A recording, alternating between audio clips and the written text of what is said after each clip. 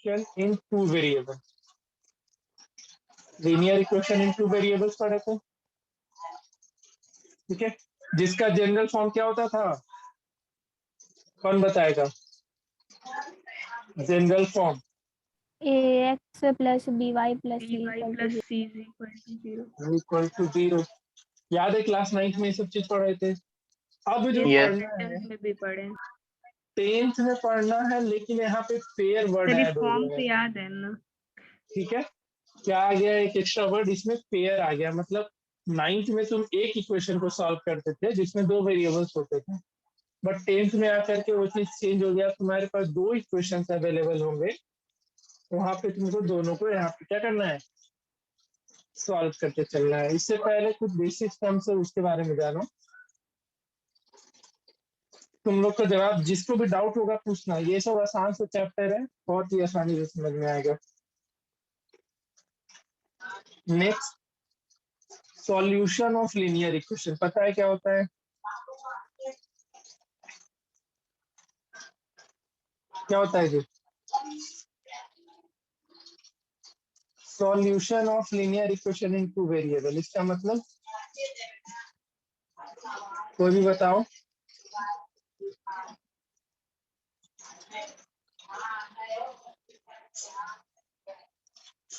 नहीं याद है? The value of x and y which satisfies the equation. हाँ, सॉल्यूशन ऑफ लीनियर इक्वेशन क्या होता है? एक्स और वाई का वैसा वैल्यू जो एलएचएस और आरएचएस को क्या करे, इक्वल बना दे, है ना। जो तुम एक्स और वाई का जो तुम वैल्यू निकाला करता था 9th में, उसको उस पार्टिकुलर इक्वेशन में जब पुट करोगे तो क्या एलएचएस और आरएचएस इक्वल हो जाता था? याद करो, बोलो। Yes. Yes, sir. Yes. तो वो सॉल्यूशन क्या होता है? सॉल्यूशन तो इतनी बार बता रखे, सॉल्यूशन क्या होता है? सॉल्यूशन मैथ्स में वैसा टर्म है जो, जैसे कोई भी इक्वेशन है उसमें तुम एक्स और वाई जो भी वेरिएबल्स है उसके वैल्यू को पुट किए, एक्स और वाई का जो भी वैल्यू आया, वैल्यू पुट किया तो दिखा कि एलएचएस आरएचएस इक्वल हो जाए, ठीक है। तो उस केस में क्या होता है, वो particular value X and Y का क्या कहलाता है? Solution of any linear equation कहलाता है, ठीक है। क्लियर? आया समझ में? जैसे एक एग्जांपल दे रहे तुमसे कि 4x minus 3y equals to 1 है, तो इसका सॉल्यूशन बताओ क्या होगा? याद होगा, टेबल बना बना करके बनाते थे, ऐसा टेबल बनाते थे और ये करते थे, एक्स और वाई का कुछ वैल्यू लेते थे तो वाई कुछ आता था, याद है, ग्राफ बनाने के लिए। Yes, sir. Yes, sir. वही सॉल्यूशन हो गया।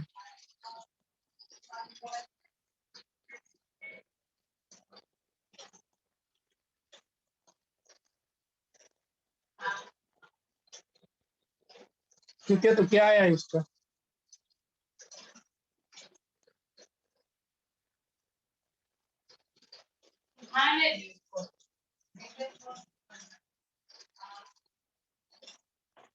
ठीक है, एक्स और वाई का कुछ वैल्यू आया, One.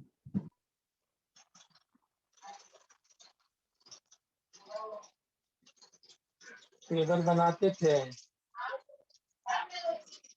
और एक्स और वाई, अगर एक्स 0 रख दे तो वाई का क्या आ जाएगा वैल्यू, -1/3। एक और वाई 0 कर दे तो एक्स का क्या वैल्यू आ जाएगा, 1/4। यही था ना? Yes. ठीक है, तो देखो इसमें एक्स का वैल्यू 0 करेंगे तो 0 -3 इंटू -1/3 इक्वल्स टू 1, तो यहाँ से माइनस माइनस प्लस ये 1, तो लेते सारे केस इक्वल हो गया, तो ये सॉल्यूशन कहलाता है, ठीक है। तो एक्स का वैसा वैल्यू जो किसी एक पार्टिकुलर इक्वेशन को क्या करे, सेटिस्फाई करे, मतलब एक्स का नहीं, कोई भी वेरिएबल्स का वैल्यू को उस इक्वेशन में पुट करे, तो फिर वो क्या कहलाता है, उसका सॉल्यूशन कहलाता है। ठीक है, तो 9 तक में हम ये चीज पढ़े थे, एक इक्वेशन का सॉल्यूशन कैसे निकालते थे, तो ये टेबल बना बना करके निकालते थे। अब अब हमको जो पढ़ना है वो है तुम्हारा पेयर ऑफ लीनियर इक्वेशन पढ़ना है। क्या पढ़ना है? Pair of linear equation in variable. इसके ग्राफ के बारे में भी जाना है।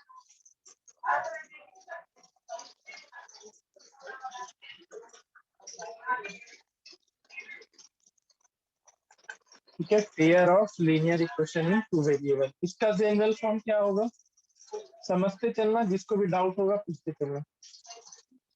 जनरल फॉर्म, तो यहाँ पे पेयर जैसे ही हो गया, यानी दो इक्वेशन की बात कर रहे हैं, तो पेयर जैसे ही बना, a1x plus b1y plus c1 equals to 0 and a2x plus b2y plus c2 equals to what?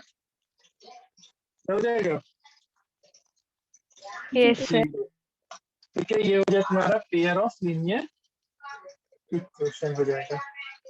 ठीक है, जहाँ पे a1 comma b1 a1 a2 b1 b2 c1 c2 क्या है, ये सारा का सारा बिलोंग्स टू रियल नंबर। ये सारा किसे बिलोंग्स करता है? Real number.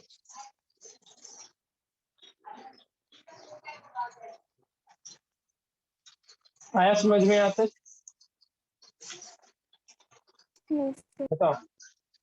ठीक है, एक फैक्ट जानो, पेयर ऑफ लीनियर इक्वेशन के केस में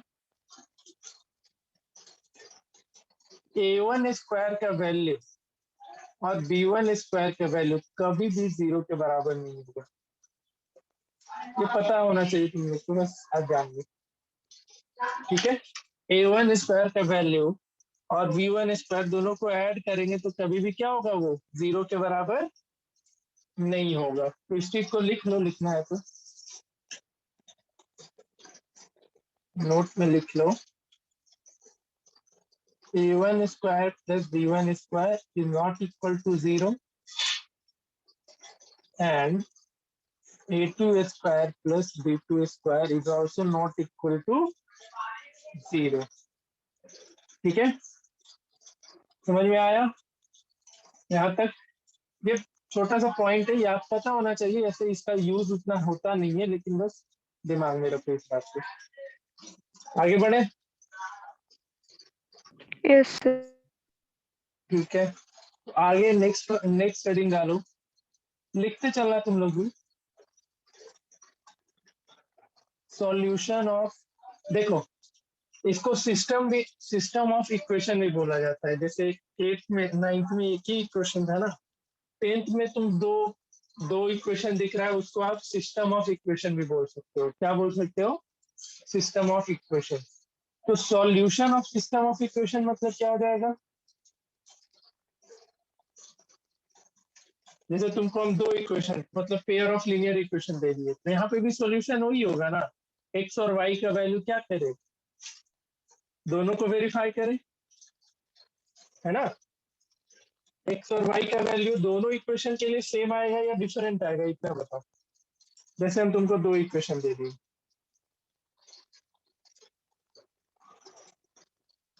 तो दोनों के केस में एक्स और वाई एक ही निकल के आता था ना, क्या अलग अलग निकालोगे? एक ही निकलेगा। एक ही निकलेगा। तो solution of system of equation मतलब क्या, इसमें भी वही बात कि एक्स और वाई का वैसा वैल्यू जिसको हम दोनों इक्वेशन में पुट करें, तो इक्वेशन को क्या करे वो चीज, Satisfy. सेटिस्फाई करे। तो सॉल्यूशन मतलब अभी बस इतना जानो क्या होता है, किसी भी पार्टिकुलर वेरिएबल का वैल्यू हम उस इक्वेशन में पुट करें तो वो उस इक्वेशन को क्या कर जाए, सेटिस्फाई कर जाए। ठीक है, आगे बढ़े। Yes, sir. चलो, तो solution of system of equation, इस पे एक क्वेश्चन कर लो अगर करना है तो। लिखो इक्वेशन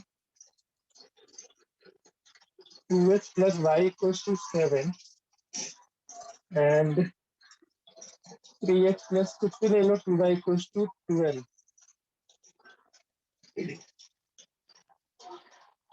Verify that. ऐसा एक एक नंबर क्वेश्चन में पूछेगा x equals to 2, y equals to 1 are solution of this. फटाफट करो. Are solution of system of equation.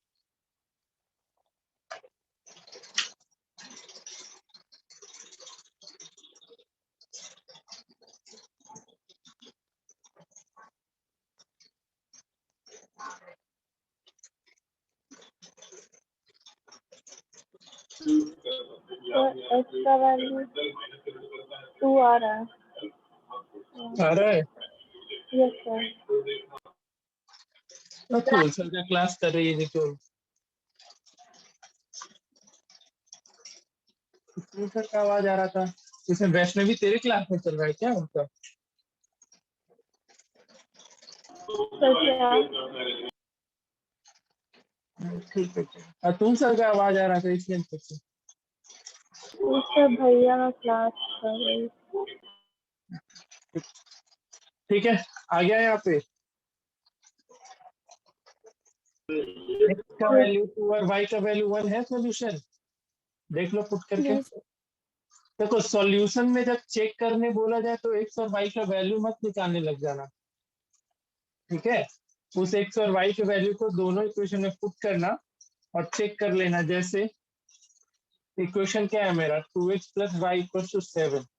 x का वैल्यू 2 रखना है, y का वैल्यू 1 रखना है. तो इसके लिए है क्या, इसके लिए y equals to 1 पे वेरीफाई हो रहा है. कहीं पे भी नहीं हो रहा है तो नहीं होगा नो. सॉल्यूशन. तो सॉल्यूशन नहीं होगा, मिलेगा ही नहीं. एलएचएस आरएचएस इक्वल होगा नहीं. तो एक्स और वाई सॉल्यूशन नहीं है. ठीक है, वाई का वैल्यू अगर हम यहाँ पे 3 कर दे तब तो हो जाएगा. हो जाएगा ना? हाँ सब हो जाएगा.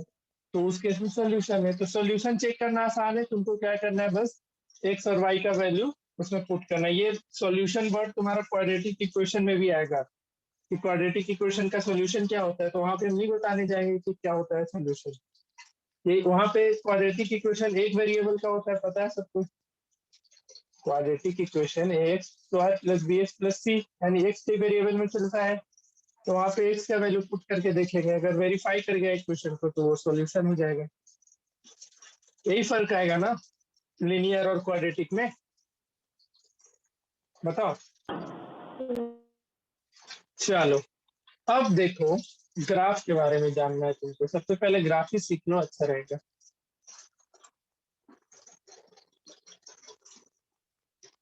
ग्राफ ऑफ, पहले सिंगल इक्वेशन की बात करते हैं. तो एक लीनियर इक्वेशन का ग्राफ कैसा बनता था?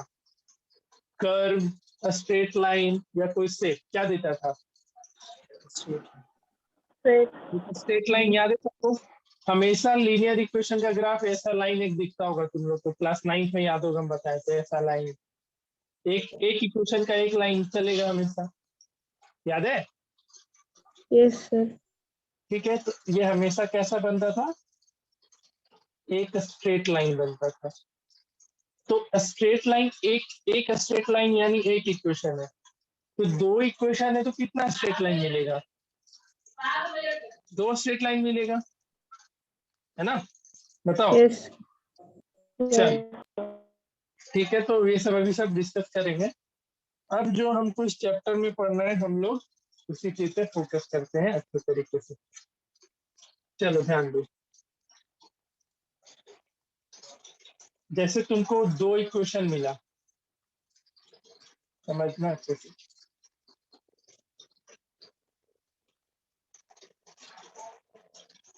तो इसमें 3 पॉसिबिलिटीज इसमें आता है. ठीक है, एक्स और वाई का 2-3 पॉसिबिलिटीज आता है. पहला पॉसिबिलिटीज क्या आएगा? बताओ कोई. पहला पॉसिबिलिटी क्या हो सकता है, तो एक्स और वाई का एक, इन दोनों का एक यूनिक सॉल्यूशन होगा, मतलब एक्स और वाई का सिर्फ एक एक ही वैल्यू निकल पाएगा। यूनिक सॉल्यूशन मतलब क्या हुआ, एक्स और वाई का कितना वैल्यू निकलेगा, 1। वन वैल्यू निकल पाएगा। जैसे रिलेट करो, नाइन्थ से रिलेट करो।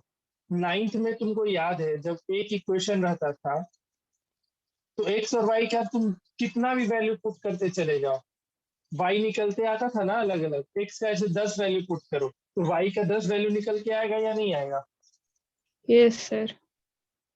याद है ना, नाइन। यस तो यही सर। चीज था ना, एक्स का हम जितना वैल्यू पुट कर देते वाई का उतना उतना वैल्यू निकलते आता था। लेकिन अब बात बदल गया, अब तुमको तीन कंडीशन पढ़ना है यहाँ पे क्लास 10 में। यहाँ पे दो इक्वेशन है, इसको सॉल्व करोगे आइदर एक एक एक वैल्यू निकलेगा एक्स और वाई का, या तो इनफाइनाइट, या तो इनफाइनाइट। जैसे नाइन्थ में पढ़े थे तो एक्स और वाई का इनफाइनाइट वैल्यू था, आप कितना भी रखते जाओ कुछ भी, तो वाई का वैल्यू हमेशा कुछ ना कुछ आते ही जाता था। तो आइदर ये कि कुछ, हाँ कुछ पूछना है क्या किसी को, पूछते चलना डाउट। तो अभी क्या तुमको तीन सिचुएशन दिखेगा, आइदर यूनिक सॉल्यूशन दिखाई देगा यानी एक्स और वाई का एक वैल्यू एग्जिस्ट करेगा, आइदर बहुत सारा दिखेगा, या तो एक भी नहीं दिखेगा। ठीक है, या तो एक भी नहीं दिखेगा। तो इसी चीज के बारे में जानना है हमको कि इक्वेशन दिया हुआ है और उसको देख करके डायरेक्टली हम कैसे बताएंगे कि इसका एक सॉल्यूशन है, या इसका इनफाइनाइट सॉल्यूशन है, या इसका एक भी सॉल्यूशन है। ठीक है, पहले ये बात समझ में आया कि अब हमको कितना पॉसिबल रिजल्ट मिल सकता है, तो तीन पॉसिबल रिजल्ट मिल सकते हैं। क्या क्या, तो आइदर एक सॉल्यूशन निकल के आएगा, या फिर बहुत सारा हो जाएगा, या तो एक भी नहीं।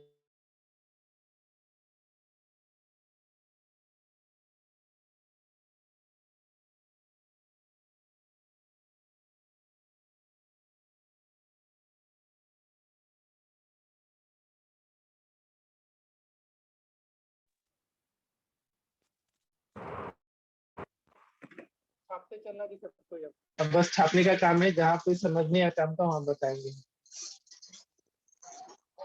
तो लिखो a system of equation। कहीं डाउट अभी तक तो पूछो, कुछ भी डाउट है अभी तक नहीं है। No sir. ठीक है, तो नेक्स्ट लिखो a system of equation can have unique solution, many solution बोलो या infinite बोलो, या फिर नो सॉल्यूशन। अब इसी के कंडीशंस को समझेंगे कि कब एक system of equation unique solution देगा, कब एक system of equation many solution देगा, और कब वो नो सॉल्यूशन देगा। जैसे एक लॉजिकल बात सोचो तुम लोग, जैसे तुमको यही चीज नहीं पता रहेगा कि कौन से इक्वेशन का कितना वैल्यू निकलेगा, तो तुम जब वो क्वेश्चन बनाने जाओगे तो पता चला बना रहे हैं, और कोई भी तुमसे बोल सकता है कि क्या इसके लिए एक्स का वैल्यू ये हो सकता है, वो हो सकता है, ये हो सकता है, या वो हो सकता है। ठीक है, तो उस चीज को पहले जानना है कब यूनिक सॉल्यूशन होगा, कब मेनी सॉल्यूशन होगा, कब नो सॉल्यूशन होगा। किसी को पता है, पता है तो बताओ। क्या सर? आइडिया है यूनिक सॉल्यूशन कब होगा, मेनी सॉल्यूशन सर कब वो होगा। A1 by A2 B1 by B2 के इक्वल नहीं होगा। इक्वल नहीं होगा तो यूनिक सॉल्यूशन। ठीक है, चलो समझो। यहीं से तुम्हारा मेन टॉपिक शुरू हो गया, इसे ध्यान से समझना है, यहाँ पे सब कोई आराम से सुनते चलिए। जैसे तुम्हारे पास इक्वेशन है a1x plus b1y plus c1 equals to 0 and a2x plus b2y plus c2 equals to 0। अच्छा, इसमें a और b और c सब कोई इक्वेशन देख के पकड़ लोगे ना, क्या है नहीं है। Yes sir. a b c का वैल्यू में दिक्कत नहीं होगा ना। जैसे तुमको हम इक्वेशन बोले 2x plus 3y plus 6 equals to 0 and 7x plus 4y plus 8 equals to 0, तो a1 का वैल्यू क्या हो गया, 2, 2, B1 3, 3, C1 6, 6, A2 7, B2 4 and C2 8। इसमें किसी को दिक्कत नहीं होगा ना A1 A2 ये सब का वैल्यू बताने में। अच्छा अगर यहाँ पे हम माइनस कर दे तो तब B1 का वैल्यू क्या हो जाएगा? -3, -3, क्योंकि जनरल इक्वेशन जो भी होता है वो हमेशा प्लस के फॉर्म में रहता है। तो तुमको यहाँ पे अगर माइनस दे दिया है और यहाँ भी माइनस कर दिया तो तुम्हारा वो वैल्यू ऑलरेडी ये इसी फॉर्म में है, जनरल इक्वेशन के ही फॉर्म में है। ठीक है, चाहे वो जनरल इक्वेशन के ही फॉर्म में है, ऐसा है। क्लियर? तो इस चीज में कभी भी किसी को कंफ्यूजन नहीं होना चाहिए कि अगर यहाँ पे माइनस का साइन हो गया और तब भी तुम B1 = 3 बोल रहे हो, तब ये चीज गलत हो जाएगा। ठीक है, किसी को डाउट अभी तक कुछ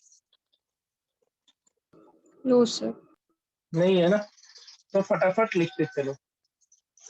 तो यूनिक सॉल्यूशन का कंडीशन क्या होता है? सबका लिख लेना। यूनिक सॉल्यूशन हो गया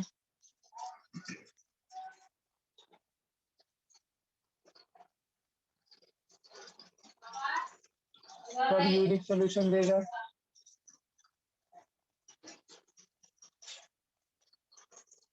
जब A1/A2 is not equal to क्या हो जाए?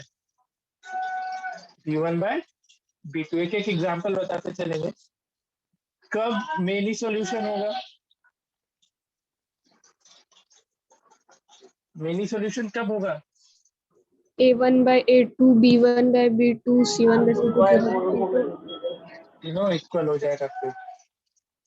A1/A2 equals to B1/B2 equals to क्या हो जाए? C1/C2। एंड नो सॉल्यूशन के लिए क्या हो जाएगा? A1/A2 is equal to B1/B2, but C1 is not equal to C1/C2। Bounce मारा या समझ में आया सबको? आ गया। तो इक्वेशन देख करके अब बता दोगे ना किसका यूनिक सॉल्यूशन होगा, किसका मेनी सॉल्यूशन होगा और किसका नो सॉल्यूशन होगा?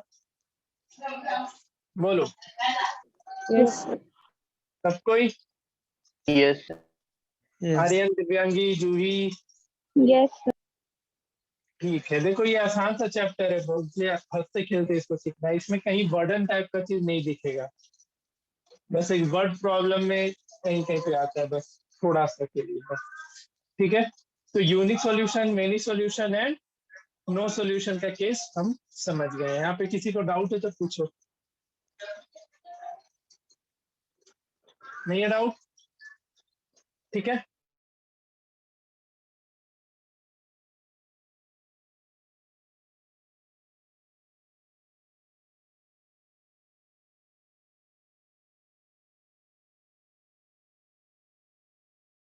सर आपका आवाज नहीं आ रहा।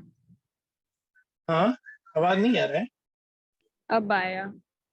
वीडियो स्टॉप हो गया। हाँ हाँ, अभी स्क्रीन भी बंद हो गई, लाइट चली है। एक मिनट।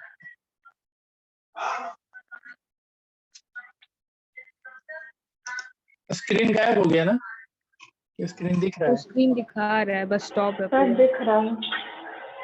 1 मिनट रुको, हो जाएगा, लाइट चला गया।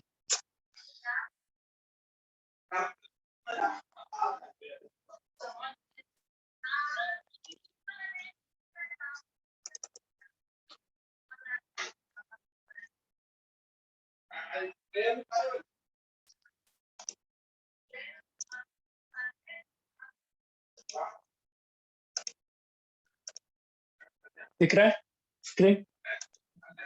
Yes sir. चलो, तो ये चीज समझ गया कब यूनिक होगा, कब क्या होगा, नहीं होगा। ठीक है, तो 2-3 छोटा सा हम क्वेश्चन देंगे, बहुत ही बेसिक सा एग्जांपल, तुमको बताना है यूनिक होगा या क्या होगा। ठीक है,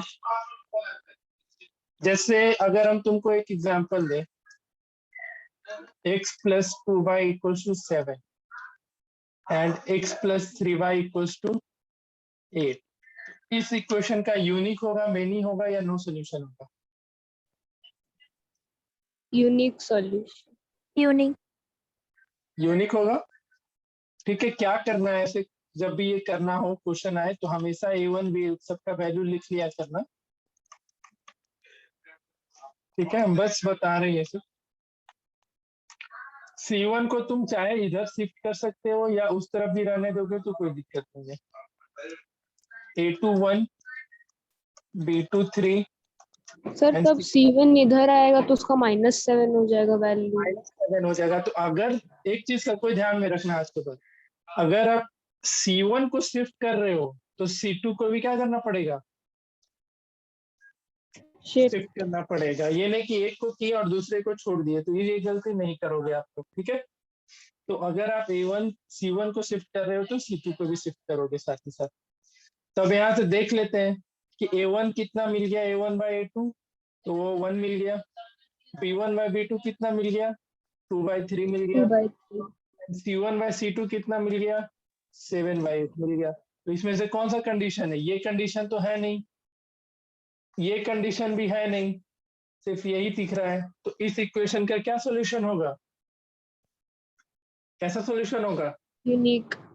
यूनिक सॉल्यूशन। यूनिक सॉल्यूशन जैसे ही बोले मतलब x और y का सिर्फ और सिर्फ कितना वैल्यू निकल के आएगा, एक। निकल के आएगा, उससे ज्यादा वैल्यू पॉसिबल नहीं है। ठीक है, सबको आया समझ में? Yes sir. हाँ ठीक है, कोई पढ़ भी रखा होगा कोई कोई तो उसका रिवीजन ही चलेगा। ठीक है, तो अब ऐसे ही सिस्टम को दो पार्ट में क्लासिफाई किया गया है। सिस्टम को दो पार्ट में क्लासिफाई किया गया है। एक होता है कंसिस्टेंट सिस्टम। क्या होता है, कंसिस्टेंट सिस्टम को डिफाइन करेगा उज्जवल, बताओ। कंसिस्टेंट सिस्टम पढ़े हुए चैप्टर, उज्जवल, वैष्णवी? सर याद नहीं है। ठीक है, किसी को, श्रेया? सर शायद इंटरसेक्ट करेगा एक पॉइंट पे तब कंसिस्टेंट हो। चलो नहीं, प्रॉपर नहीं है। डेफिनेशन लिखो, डेफिनेशन से समझ जाओगे तुम लोग। A system of equation, a system of equation is said to be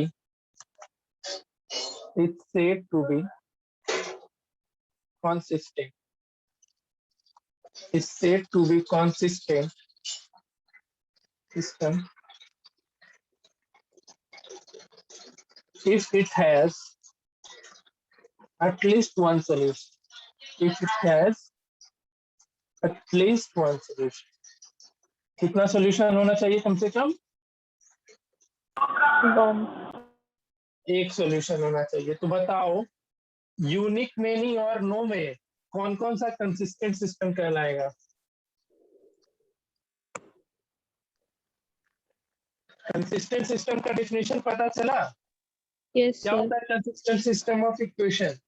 एक सॉल्यूशन जिस हाँ, सिस्टम ऑफ इक्वेशन बता दिए ना क्या होता है। सिस्टम ऑफ इक्वेशन क्या होता है, तो दो इक्वेशन जो तुम्हारे पास था उसको हम क्या बोल सकते हैं सिंपल लैंग्वेज में, तो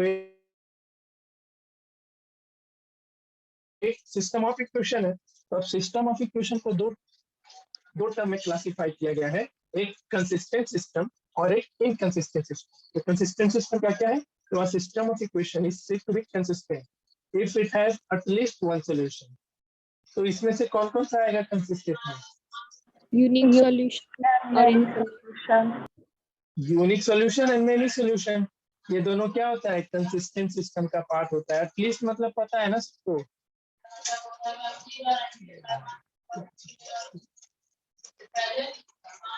बताओ, एटलीस्ट का मतलब पता है ना? एटलीस्ट मतलब क्या होता है, कम से कम एक सॉल्यूशन, यानी कम से कम एक सॉल्यूशन है, उसका मैक्सिमम लिमिटेशन नहीं डिफाइंड होता है। एटलीस्ट में मैक्सिमम लिमिटेशन डिफाइंड नहीं होता है, मैक्सिमम कितना भी सॉल्यूशन हो जाए। तो जो यूनिक सॉल्यूशन होता है और जो मेनी सॉल्यूशन होता है, ये दोनों क्या होता है, इनकंसिस्टेंट सिस्टम होता है। ठीक है, क्लियर? Yes. तो Yes. इनकंसिस्टेंट सिस्टम क्या होगा? तो जिसका एक भी No सॉल्यूशन solution. ना हो। तो इनकंसिस्टेंट सिस्टम भी डिफाइन कर लो, a system of equation said to be inconsistent if it has no solution। लिख लोगे खुद से? Yes, sir. लिख लो फटाफट।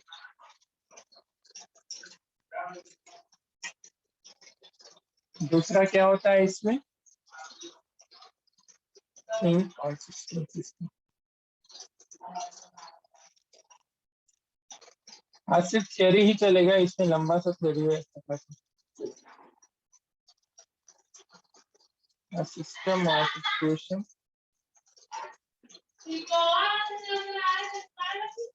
is said to be inconsistent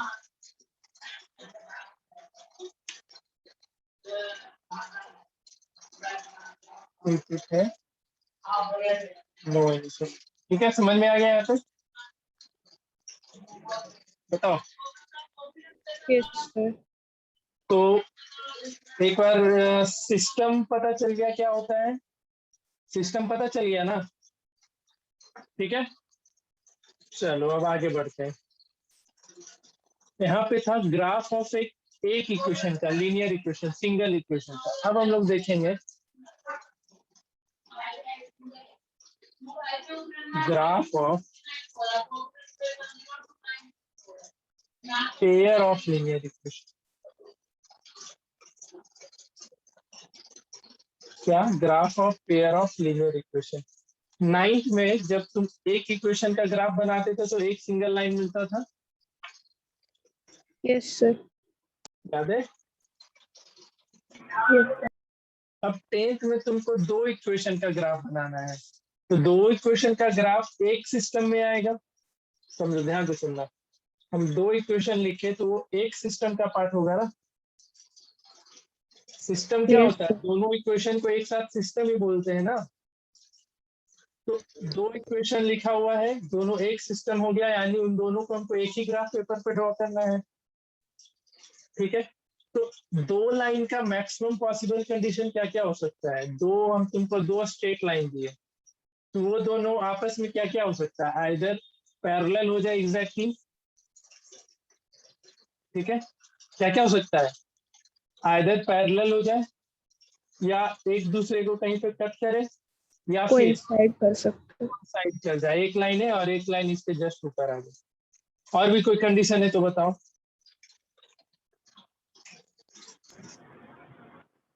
कोई भी पॉसिबल कंडीशन इन तीनों के अलावा दो लाइन का?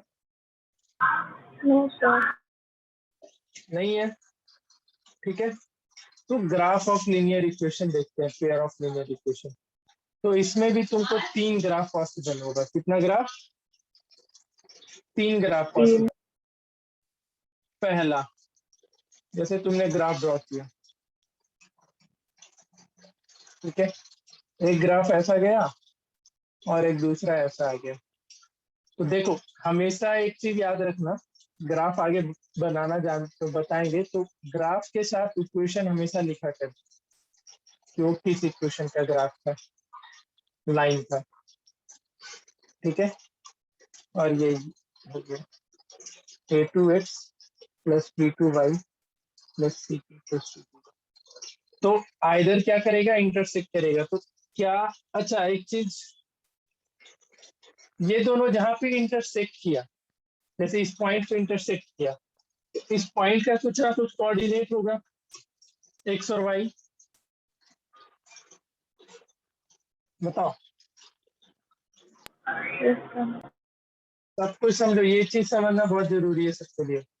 ये दोनों लाइन जहां पे इंटरसेक्ट किया, तो एक्स और वाई का कुछ ना कुछ कोऑर्डिनेट होगा ना वहां पे। तो क्या वो एक्स और वाई का कोऑर्डिनेट उस इक्वेशन का सॉल्यूशन कहलाएगा? उस सिस्टम का, नॉट इक्वेशन, उस सिस्टम का सॉल्यूशन कहलाएगा? बताओ। Yes, sir. सोच समझ के जवाब देना, कहलाएगा ना? Yes, sir. बाकी लोग बताओ। पता चल रहा है कुछ या बाउंस मारा? Yes sir. ठीक है, तो ये जो x और y आएगा क्या होगा, ये जो सिस्टम था उसका सॉल्यूशन होगा। तो यानी ये किसका ग्राफ बन गया, यूनिक सॉल्यूशन। वाले का ग्राफ बन गया। ठीक है, दूसरा देखते हैं। जैसे ग्राफ तुम्हारा कुछ इस तरीके से मिला, एक ये है और इसी के ऊपर दूसरा है। ठीक है, तो इसके हर एक पॉइंट पे एक्स और वाई का वैल्यू अलग अलग आएगा, एक्स और वाई कोऑर्डिनेट। Yes sir. तो इसमें क्या हम बोल सकते हैं कि इसका एक्स और वाई का कितना वैल्यू डिफाइंड है? हम तो नो सर। पॉइंट ले सकते हैं, कितना भी पॉइंट ले सकते हैं। तो जब दोनों लाइन एक दूसरे के ऊपर कंसाइड कर जाएगा तो वो ग्राफ कैसा होगा, किसका होगा, तो infinite many many solution. Solution. तो ये ग्राफ किसका हो जाएगा, ये मेनी सॉल्यूशन हो जाएगा। जिसको डाउट है पूछो। और नो सॉल्यूशन का ग्राफ कैसा होता है, तो पैरेलल होता है। अब ये दोनों लाइन कहीं इंटरसेक्ट ही नहीं करेगा तो हम बता पाएंगे उस पॉइंट का कोऑर्डिनेट। इंटरसेक्ट कर नहीं रहा है मतलब हम कोई कोऑर्डिनेट नहीं निकाल सकते। कोई कोऑर्डिनेट नहीं निकल रहा है मतलब हम दूसरे टर्म में बोले तो एक्स और वाई का कोई वैल्यू नहीं निकाल सकते। और एक्स और वाई का कोई वैल्यू नहीं निकल पाया यानी वो सिस्टम ऑफ इक्वेशन का क्या हो गया, इनकंसिस्टेंट सिस्टम हो गया। मतलब उसका एक भी सॉल्यूशन पॉसिबल नहीं है।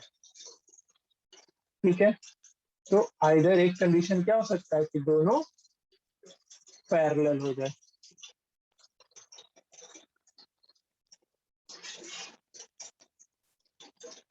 आ रहा है समझ में क्या क्या बोले अभी तक? Yes sir. Yes, sir. 6 लोग में 3 लोग ऐसे बोल रहा है, 3 लोग चुप्पी साध के बैठा रहता है। Yes. Yes sir. Yes. Best होता है क्या तुम लोग का बोलने में? इतना तकलीफ है बोलने में, गजब हालत है। तो इसका क्या हो जाएगा, नो सॉल्यूशन। सॉल्यूशन हो जाएगा। इसको क्या बोलते हैं, इंटरसेक्टिंग लाइन बोलेंगे। ठीक है, ये सब आगे यूज आएगा सारी चीज का। ये हो जाएगा तुम्हारा कोइंसिडेंट लाइन। कोइंसिडेंट और ये हो गया तुम्हारा पैरेलल लाइन। Parallel line. तो तुमसे पूछेगा एग्जाम में कि इक्वेशन देख करके बताओ इसके लाइन का क्या कंडीशन रहेगा। तो इक्वेशन देख लेना, अगर इक्वेशन देख करके तुमको मिला a1/a2 is not equal to b1/b2, तो इसके दोनों इसका ग्राफ क्या करेगा, दोनों लाइन क्या करेगा, कॉन्साइड करेगा। ठीक है, कौन सा, सॉरी, इंटरसेक्ट करेगा। अगर तुम्हें इक्वेशन देख करके ये दिखा a1/a2 equal b1/b2 equals to c1/c2 हो गया, तो दोनों ग्राफ का लाइन क्या होगा, सॉरी दोनों इक्वेशन का लाइन क्या करेगा, एक दूसरे के ऊपर कोइंसाइड करेगा। और तीसरा, अगर तुमको दिखा a1/a2 is equal to b1/b2 but not equal to c1/c2, तो उन दोनों इक्वेशन के लाइन क्या हो जाएंगे, पैरेलल। तो तुमको क्वेश्चन 3-4 तरीके से पूछेगा, ये चीज ध्यान से सुनो, सबको ध्यान से सुनना। क्वेश्चन क्या क्या पूछ सकेगा, सबसे पहला तुमको 2 इक्वेशन दे देगा। ठीक है, इसको हम सिंपल शब्द में बोले तो एक सिस्टम ऑफ इक्वेशन दे देगा और बोलेगा बताओ ये कंसिस्टेंट सिस्टम है या इनकंसिस्टेंट है। तो कैसे चेक करेंगे, तो वैसे ही a1/a2 इक्वल टू b1/b2 हो गया और नॉट इक्वल टू c1/c2 तो इनकंसिस्टेंट हो जाएगा। और a1/a2 is equal to b1 is not equal to b1/b2 हो गया तो कंसिस्टेंट सिस्टम हो जाएगा। तो क्वेश्चन तुमसे ऐसे पूछेगा, पहला कि इक्वेशन देख करके बताओ कि कंसिस्टेंट सिस्टम होगा या इनकंसिस्टेंट होगा। पहला क्या पूछ सकता है, कंसिस्टेंट सिस्टम ऑफ इक्वेशन के बारे में बताओ। ठीक है, कैसा होगा, कंसिस्टेंट सिस्टम होगा या इनकंसिस्टेंट। दूसरा, तुमसे सॉल्यूशन के टर्म में बोल देगा कि ये इक्वेशन का सॉल्यूशन कैसा कैसा होगा, यूनिक होगा या मेनी होगा या नो सॉल्यूशन होगा। ठीक है, और तीसरा तुमसे ये बोल देगा कि इसका ग्राफ कैसा बनेगा। सिस्टम ऑफ इक्वेशन दे देगा तुमको, बोलेगा इसका ग्राफ बताओ कैसा बनेगा, कंसाइड करेगा, पैरेलल होगा।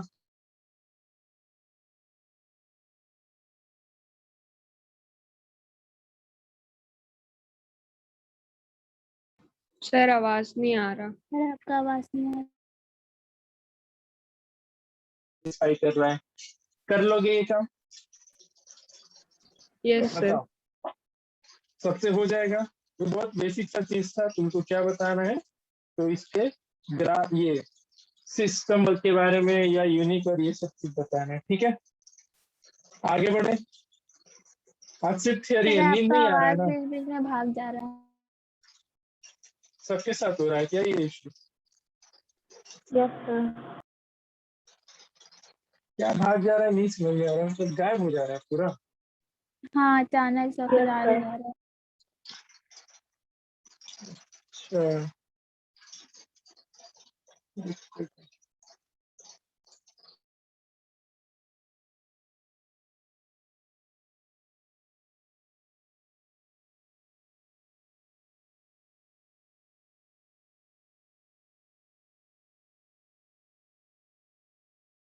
हेलो,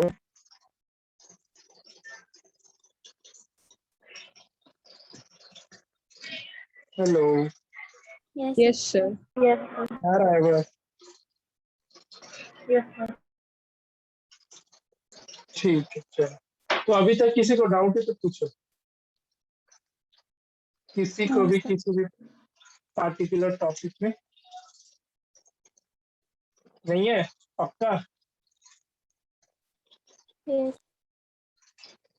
आगे बढ़े फिर। Yes sir. चलो, एक और सिस्टम ऑफ इक्वेशन होता है जिसको हम लोग बोलते हैं, अब अभी अगर आवाज का इशू आएगा ना खुद से बताना, ठीक है? होमोजीनियस, क्या बोलते हैं इसको? होमोजीनियस ही बोलते हैं ना? Yes sir. Homogeneous system of equation, किसी को पता है इसके बारे में? होमोजीनियस सिस्टम ऑफ इक्वेशन क्या होता है? इसमें C1 और C2 दोनों जीरो। C1 और C2 क्या हो जाए? जीरो हो जाए। ठीक है, वैसा सिस्टम ऑफ इक्वेशन जिसमें कांस्टेंट टर्म क्या हो जाए, क्या हो जाए? जीरो। उसको हम लोग बोलते हैं homogeneous system of equation. A system of equation, a system of equation whose constant term is what? Zero. Constant term is नहीं, constant terms are zero। क्या तुम लोग ग्रामर मेरा फिट करेगा? यही होगा ना जी, कांस्टेंट टर्म्स ना। दो यस इक्वेशन है, सर। दो कांस्टेंट टर्म्स है तो आर लगेगा ना। Yes sir. कैसे तुम लोग मेरा इंग्लिश सुधारोगे? ठीक है, ठीक तो है। चलो फिर। तो इसका जनरल फॉर्म क्या हो सकता है? तो a1x plus b1y equals to 0 and a2x plus b2y equals to 0। क्या हो गया दोनों का कांस्टेंट टर्म? 0 हो गया। जीरो। समझ में आया सबको? होमोजेनियस सिस्टम ऑफ इक्वेशन क्या होता है? Yes sir. ठीक है बच्चा लोग। Yes sir. Yes, अभी sir. जो नाइन्थ में आप पढ़ा था उसका परीक्षा है अभी। अगर नहीं बताया तो तुम लोग को भगा देगा इस क्लास से। इस चीज को a1x equal to minus b1y लिख सकते हैं। Yes sir. अब बताओ इसका ग्राफ कैसा होगा? 9th में बताए थे। मतलब ग्राफ जो बनेगा कैसा जाएगा। अच्छा इसका ग्राफ याद है, तो नेगेटिव है इस चीज का ग्राफ याद है। बोला ना कि नहीं बताए थे सर, तो हम अभी लेक्चर का वीडियो रिकॉर्डिंग भेज देंगे, मेरे पास है इसका। x इक्वल्स टू वाई का ग्राफ हम बताए थे। ओरिजिन क्रॉस करेगा। ओरिजिन से क्रॉस करेगा। अच्छा और क्यों कुछ टिप्पणी। जो इस बार आया उसको तो हम कुछ नहीं बोलेंगे। श्रेया तो स्ट्रेट ही होगा। क्या होगा। स्ट्रेट। क्या स्ट्रेट तो अरे नाला यार, लीनियर इक्वेशन पढ़ा रहे हैं तो हर जगह स्ट्रेट होगा, लेकिन कैसा स्ट्रेट में कुछ डिफाइंड होगा। हम बताए थे, याद करो 9th में। जूही भूल गई। 100% श्योर हम है कि तुम भूल गई। भूले नहीं है, मतलब कि ये इक्वेशन याद है बट उसका ग्राफ आंसर नहीं पता। आर्यन नहीं याद है। वैष्णवी पता था ये चीज, पता ही होगा। नहीं था। तो x इक्वल टू वाई का। हाँ सर चलो नहीं पता था नहीं। तो ठीक है ठीक है। तो ये जो होमोजीनियस सिस्टम ऑफ इक्वेशन होता है, समझो देखो ये सब याद रखो यार, तुम लोग दुखी कर देता है हमको कभी कभी। तो हम सब चीज का बताए थे। पैरेलल लाइन को बताए थे ना, याद है। एक्स एक्सिस के पैरेलल रहता है उसका ग्राफ, वाई एक्सिस के पैरेलल उसका ग्राफ।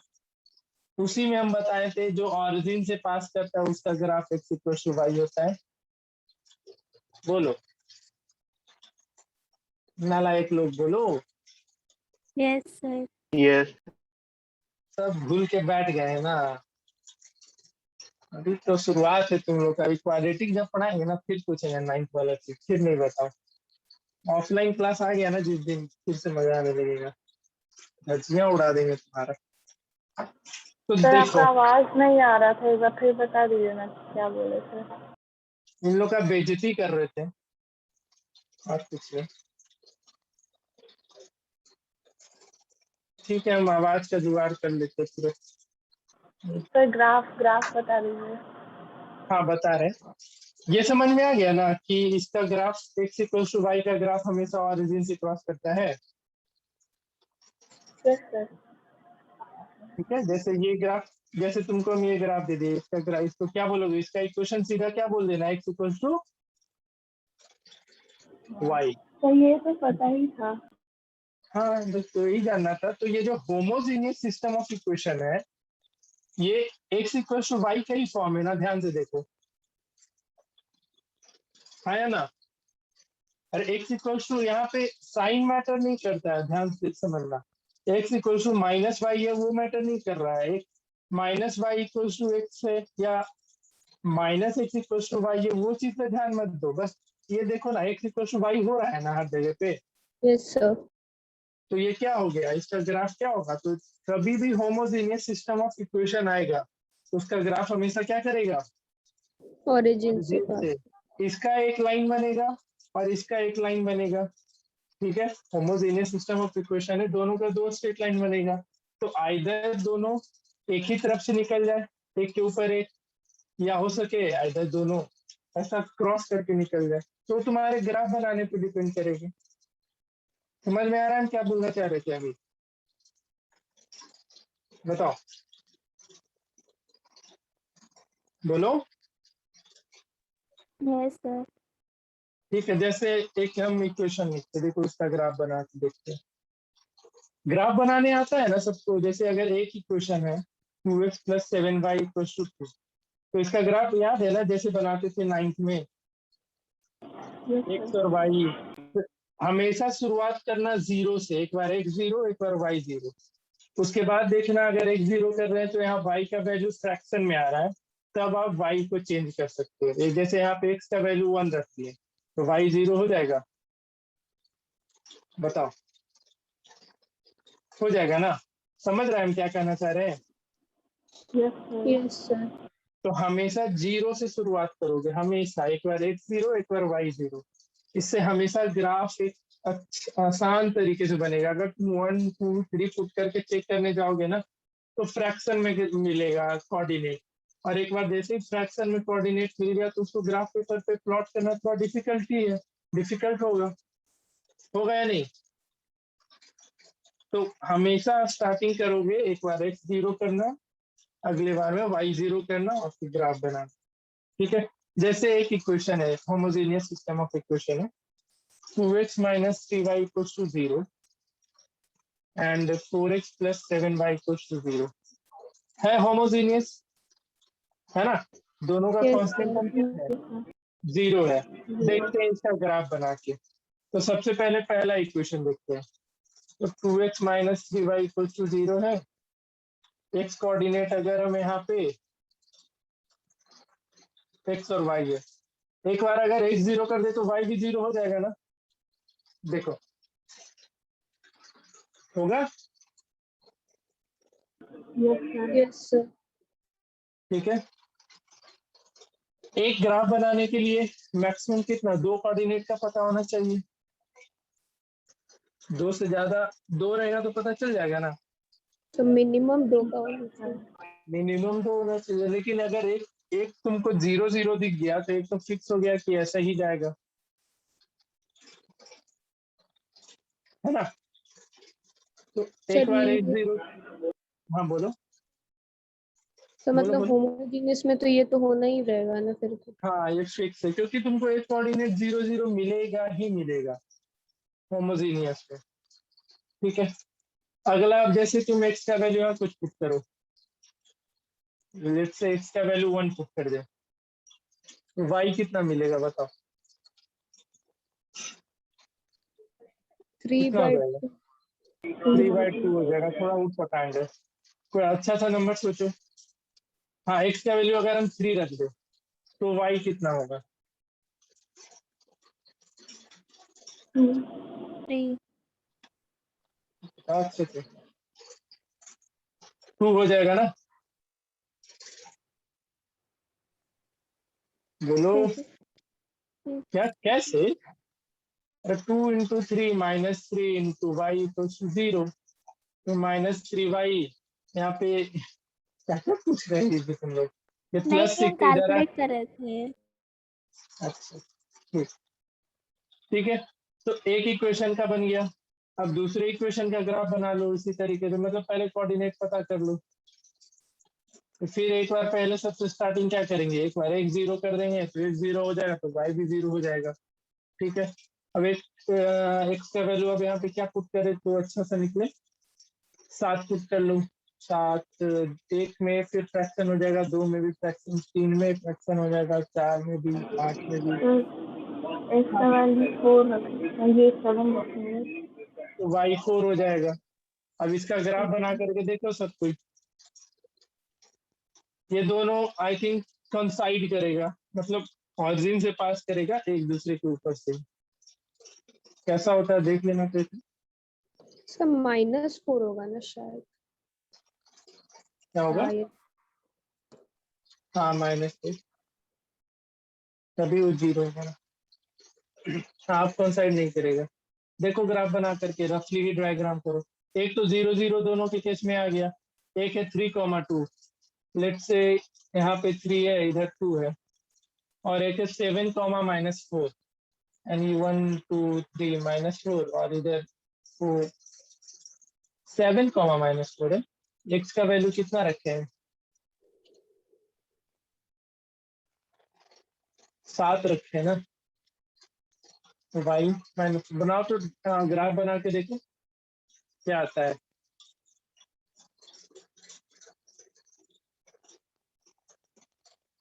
ठीक है, हो जाएगा?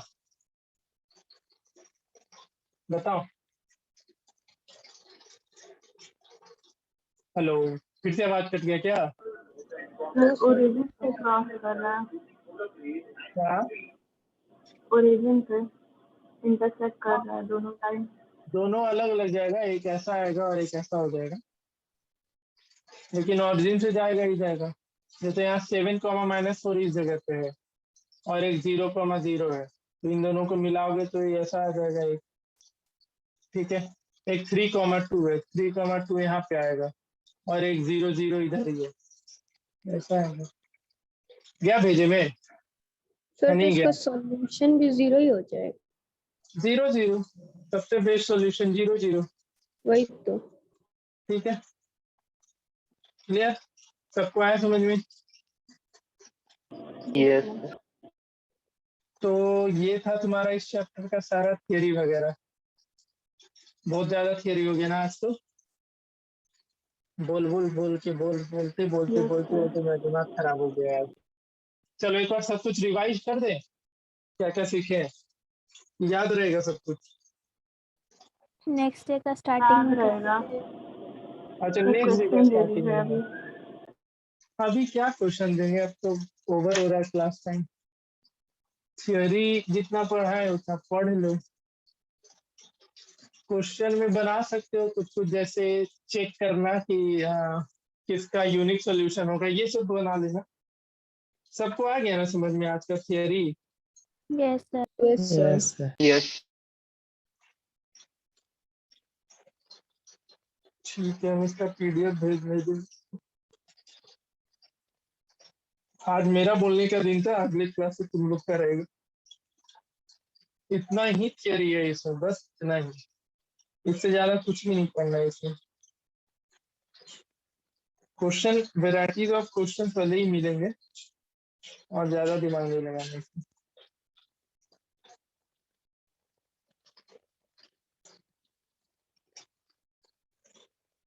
पहले एनसीईआरटी बना लेना जितना ज्यादा हो सके। Yes sir.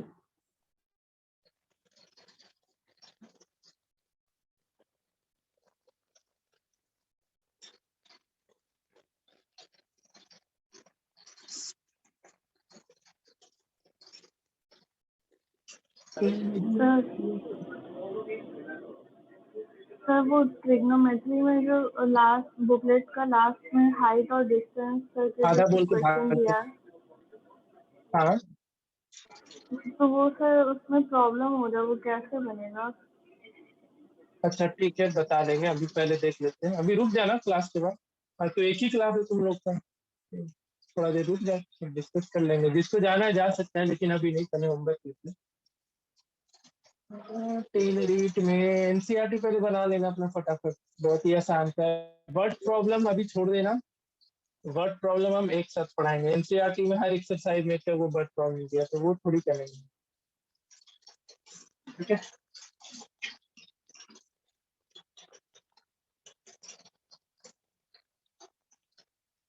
यहाँ पे शुरुआती किया है वर्ड प्रॉब्लम से। अच्छा, इसको ग्राफिकली सिचुएशन को डिनोट करना है, लेकिन वर्ड प्रॉब्लम ही है। वर्ड प्रॉब्लम सॉल्व करना आएगा तो वर्ड प्रॉब्लम मत बनाना अभी, नहीं तो खिचड़ी पड़ जाएगा। ज्यादा खिचड़ी नहीं पकाना है, स्मूथली सीखते चलना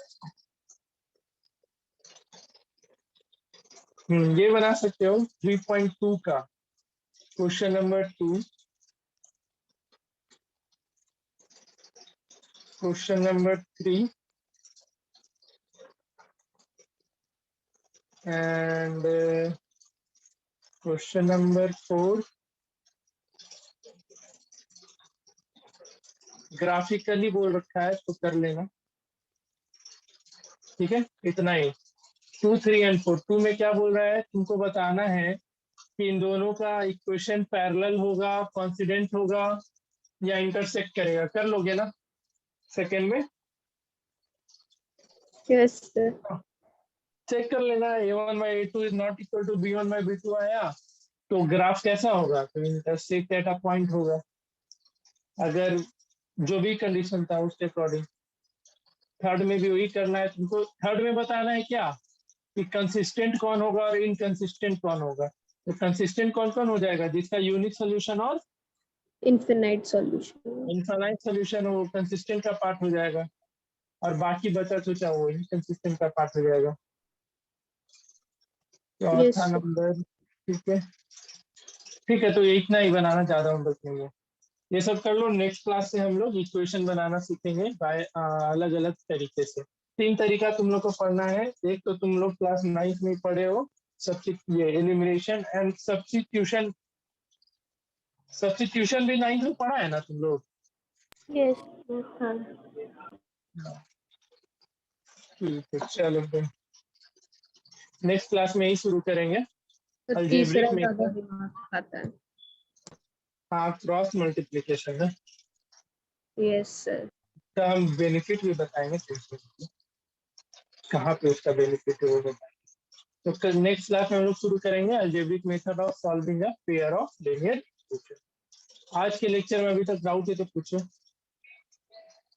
आर्यन सब समझ गया theory? Yes, sir. दिव्यांगी yes sir. बढ़िया ना? प्रेशर एनसीईआरटी का तुमको ये भी बनाना है और ट्रिगो भी बनाना है। हाँ दिव्यांगी, बोलो। Yes sir. तुम लोग ना डाउट को ट्रेजर की तरह समझते हो कि ये तो खजाना है, इसको जमा करके रखो। क्या बढ़ेगा बढ़ेगा बढ़ेगा, है ना दिव्यांगी? बताओ, तो बोलो। हाँ सर, इसको भी खजाना की तरह समझ रखे हैं। ये सर अलादीन का। अलादीन का खजाना बोलेगी। अब सर मेरे को डेली डिस्टर्ब करेंगे डाउट के नाम पे, उसको कोई नहीं, हम तो करते हालत सर है आप मेरा। तो ट्री को रिवाइज करते रहेंगे। जूही समझ गई लेक्चर पूरा? हाँ सर, नेक्स्ट डे भी थोड़ा सा रिवाइज कर दीजिएगा। अच्छा, यही काम बच गया, लेक्चर देख के आना, लेक्चर आप भेज भी देंगे। रिवाइज कर दीजिएगा। अच्छा, श्रेया समझ गई? Sara? Yes sir. Vaishnavi, yes sir. Aryan, Ujjwal? Yes, sir. Ujjwal Yes. ठीक है, तो एक बार रिकैप कर लेना, पढ़ के आना। नेक्स्ट क्लास से हम लोग आगे बढ़ेंगे, इसमें ज्यादा समय नहीं लगेगा, ये तो फटाफट करके निकाल देंगे, ठीक है? चलो, तो आज के लिए यही क्लास यहीं पे समाप्त करते हैं। बाकी जिसका डाउट है ट्रिगो का वो रुक के पूछो। पेज नंबर बताओ वैष्णवी, जिसको रुकना है रुको, जिसको जाना है जाओ। पेज नंबर तो 54 के बाद है, 58। एक मिनट, एक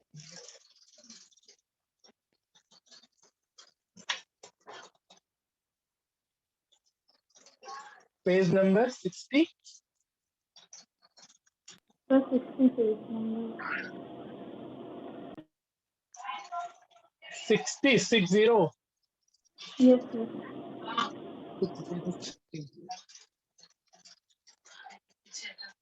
सब भाग्या से तुम ही है। कौन सा क्वेश्चन इसमें 60 में? कौन सा? तो ये वाला, ये सब जो क्वेश्चन है ना, तो इसमें थोड़ा समझने में प्रॉब्लम हो रहा है। ये लॉन्ग आंसर टाइप, ये सारा yes sir. Height and distance पढ़ लिए क्या? Yes sir. हाँ, यस सर। अच्छा, angle of elevation, angle of depression पता चल गया क्या होता है? यस सर, पर मतलब उतना अच्छा से नहीं क्वेश्चन बन रहा है, समझ नहीं आ रहा कि मतलब क्या करना है। इसमें सबसे पहले तुमको ग्राफ, ये डायग्राम बनाना पड़ेगा, ठीक है? यस सर, वही डायग्राम ही, मतलब कैसे हाँ, तो बनेगा। डायग्राम ही अगर गलत बन गया ना तो फिर दिक्कत करेगा। चलो बताओ, जैसे कोई क्वेश्चन है इसमें, बोलो, कोई भी बोलो जो तुमसे दिक्कत किया हो। तो क्वेश्चन नंबर 5। 5 देखो, हाइट एंड डिस्टेंस ऐसे हम पढ़ाएंगे, ये लीनियर इक्वेशन होता तो हम यही करते पढ़ाते। देखो, इसमें दो चीज मिलेगा तुमको। एक तो पॉइंट ऑब्जेक्ट मिलेगा जिसका हाइट नहीं होगा, ठीक है, समझ रही है? और एक क्वेश्चन जैसे इसी में तुमको ये बॉय का हाइट दे दिया ना, यस सर। तो बॉय का हाइट कितना हो गया? 1.7 मीटर टॉल, यानी अच्छा, एंगल ऑफ एलिवेशन तुम अपने आई लेवल से बनाएगी या पैर से बनाएगी? एंगल ऑफ एलिवेशन क्या होता है, ये क्लियर है ना? एंगल ऑफ एलिवेशन क्या होता है?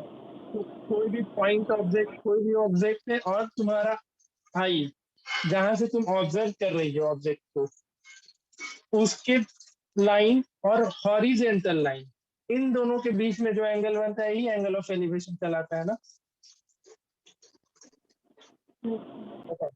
एंगल ऑफ एलिवेशन का प्रॉपर डिफिनेशन देख लो, यही होता है। एक चीज हमेशा याद रखना, जब भी डायग्राम बनाना, जैसे 1 टॉल है तो ये हो गया 1.7 मीटर टॉल, ठीक है।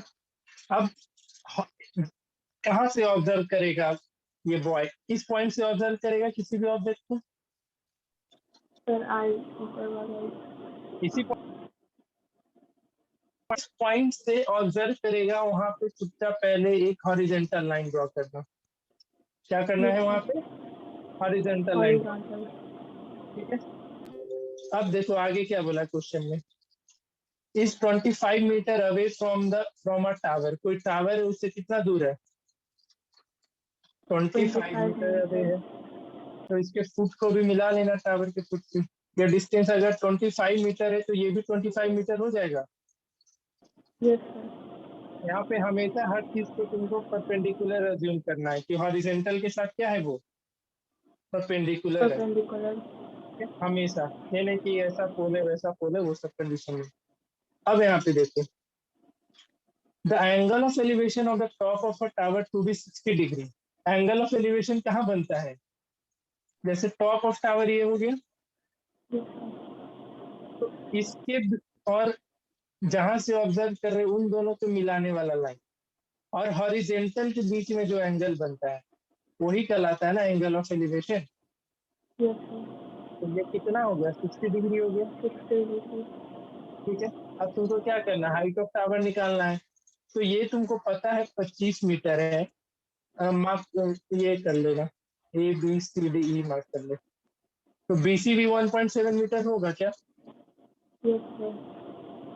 अगर तुमको हाइट ऑफ टावर निकालना है तो डीसी पता चल जाएगा, तो हाइट ऑफ टावर नहीं पता चल जाएगा। Yes sir. अब देखो डीसी पता करने के लिए ट्रायंगल ईसीडी में देखो, ईसीडी में तुमको ये एंगल पता है, ये लेंथ पता है 25 मीटर है, तो कौन सा ट्रिगो लगाएंगे तो डीसी निकल जाएगा, कौन सा रेशियो से। Sir tan theta. tan 60 लगा करके डीसी निकाल लेंगे, डीसी निकल गया उसमें बीसी ऐड कर लेंगे तो बीडी पता चल जाएगा। आया कुछ समझ में, क्या करना है। Yes sir. कैसा दिक्कत आ रहा है, इसमें डायग्राम नहीं बन रहा है, क्या हो रहा है। सर वही डायग्राम में थोड़ा प्रॉब्लम आ रहा था। नहीं, हमेशा पहले क्वेश्चन पढ़ो, जिस जगह पे ऑब्जर्वर रहेगा ना उस जगह पे एक चुपचाप पहले हॉरिजॉन्टल लाइन ड्रॉ कर लेना, जहां पे भी ऑब्जर्वर रहेगा, ठीक है। जैसे यहाँ पे ऑब्जर्वर है, एक होता है एंगल ऑफ डिप्रेशन, पढ़ी है ना angle of depression. Angle of depression में क्या होता है, हम ऊपर से नीचे की ओर देखते हैं किसी भी ऑब्जेक्ट को। एंगल ऑफ एलिवेशन में क्या होता है, नीचे से ऊपर की ओर देखते हैं। तो जैसे कोई एक टावर पे खड़ा होकर के किस जगह पे एक ऑब्जेक्ट को ऑब्जर्व कर रहा है, तो यहाँ पे ऑब्जर्वर हो गया इस टावर पे। तो जहां पे ऑब्जर्वर है वहां पे पहले क्या करना है, एक हॉरिजॉन्टल लाइन ड्रॉ कर लेना, ठीक है। हॉरिजॉन्टल लाइन ड्रॉ कर लिए, एक लाइन ऑफ साइट पड़ी थी, लाइन ऑफ साइट, ऐसा term. Yes sir. Line of site क्या होता है, तो ऑब्जर्वर और ऑब्जेक्ट को मिलाने वाला लाइन, यही ना। Yes sir. और इसी दोनों के बीच में जो एंगल बना ये क्या हो जाएगा, एंगल ऑफ डिप्रेशन, ठीक है। तो सबसे पहला काम क्या करना है तुमको, ऑब्जर्वर पता करना है, हाइट का है या पॉइंट ऑब्जेक्ट है।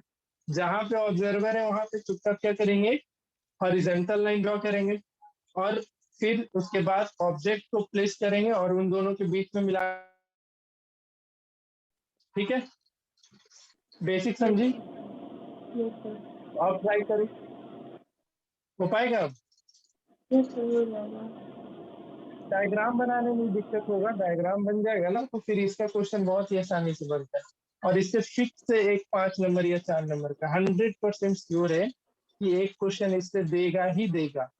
जो मैक्सिमम मार्क्स जो भी अलॉटेड होगा ना, मैक्सिमम मार्क्स जैसे इस बार 5 नंबर का क्वेश्चन का था, तो इसमें एक आना ही है। और इसमें ये बेसिक बेसिक क्वेश्चन नहीं पूछता है, इसमें भी बहुत वेराइटीज ऑफ क्वेश्चन है बनाने को। बना रही है तो अच्छी बात है, बट हम ये chapter pair of linear equation खत्म होते फिर से हम इसको शुरू करेंगे। और एक बच्चे का एग्जाम है इसलिए हम अभी रोक दिए। नहीं तो हम इसी चीज को पढ़ाते हैं। ठीक है। ठीक है, तो दिक्कत आए क्वेश्चन नहीं बने तो बताना, हाइट एंड डिस्टेंस में बहुत इंटरेस्टिंग चैप्टर है इसमें। ठीक है। बहुत अच्छा अच्छा। तो अगर नहीं बनता है क्वेश्चन तो बताना फिर। ठीक है, ठीक है। चलो ठीक है, बनाओ, कोशिश करो। अभी तो इसमें बहुत तरीके का क्वेश्चन तुमको मिलना है। कार है, अप्रोच कर रहा है एक टावर की ओर, यूनिफॉर्म वेलोसिटी है, वेलोसिटी वाला क्वेश्चन देखिए है, स्पीड वाला क्वेश्चन। नो सर, अभी तो नहीं। ठीक है, तो अगर पेयर ऑफ लीनियर इक्वेशन पूरा कंप्लीट है क्या, pair of linear yes sir, इसका अच्छे से पहले कंप्लीट। हुआ था तो याद नहीं है उतना, तो थोड़ा। तो वो ये भी चैप्टर तुम 9th में ही पढ़ ली थी क्या? नो सर, मतलब एंड में ही उसका।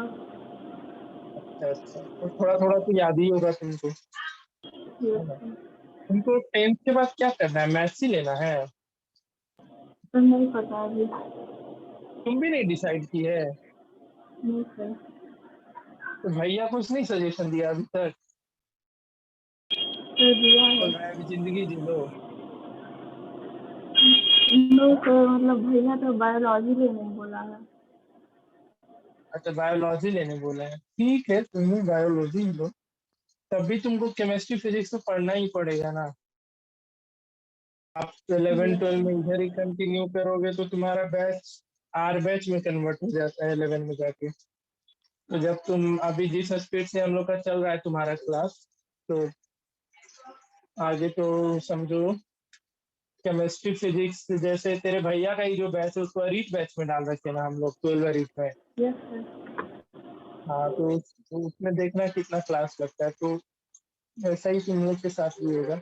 अभी हम लोग बस एक बार 10 निपटा देंगे ना अच्छे से, उसके बाद तो फिर तुम लोग का जिंदगी शुरू हो जाएगा हमें खराब होना। ये तो केमिस्ट्री कर रहे हैं तो सर वो देख रही है ना, उसमें 12th लेवल से अपना शुरू करेंगे बताना, यस सर। हायर लेवल ही पढ़ा रहे होंगे देखो। चलो एक बार जैसे मैथ का आधा बोझ हल्का हो जाएगा ना, हम चाह रहे हैं ट्रायंगल चैप्टर तुम देखी हो, पढ़ी हो कि नहीं पढ़ी हो? सर थोड़ा बहुत। ट्रायंगल, थोड़ा बहुत, मतलब पूरा नहीं। AP, arithmetic progression. No sir. चलो तो यही सब चैप्टर हम चाह रहे हैं, एक बार निकलेगा ना जैसे ये सब चैप्टर खत्म हो जाएगा तो तुम्हारे ऊपर से बर्डन कम है, क्योंकि इसके बाद जो भी चैप्टर है बहुत ही आसान आसान है। मेंसुरेशन है, प्रोबेबिलिटी है, स्टैटिस्टिक है, फिर कंस्ट्रक्शन है, सर्कल्स इस बार 9th वाला नहीं है, 9th वाला सर्कल तो बहुत बड़ा था। 9th में सर्कल 8 8 9 9 लेक्चर का होता था, 10 10 लेक्चर जाता था, तो यहाँ पे 3 लेक्चर में खत्म हो जाएगा। ठीक है, तो फिर यस सर। तुम्हारा क्लासेस का प्रेशर उसके बाद से बढ़ेगा, अभी नहीं बढ़ रहा है लेकिन बढ़ेगा, डेफिनेटली बढ़ेगा एक।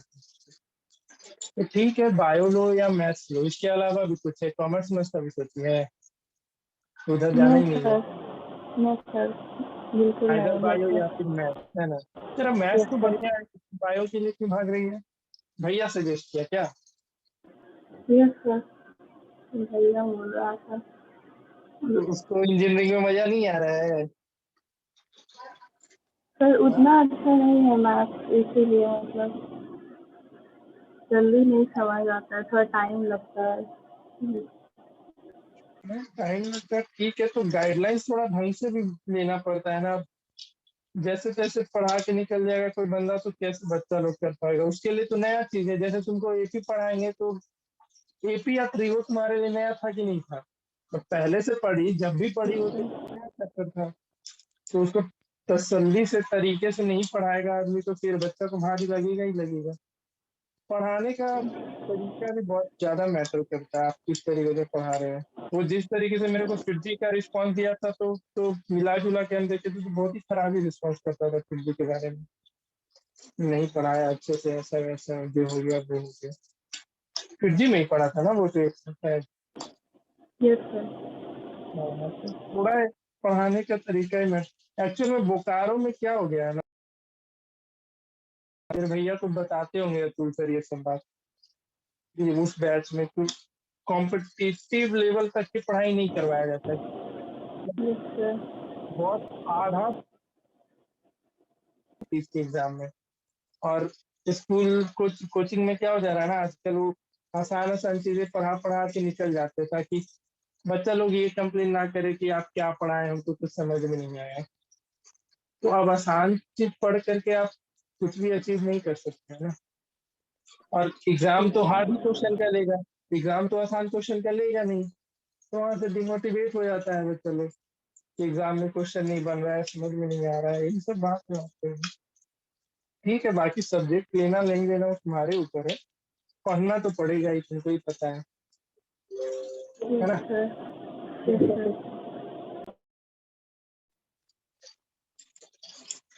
चलो ठीक है, देखो हाइट एंड डिस्टेंस बनाओ, नहीं बनेगा तो बताना, ठीक है। Yes, sir.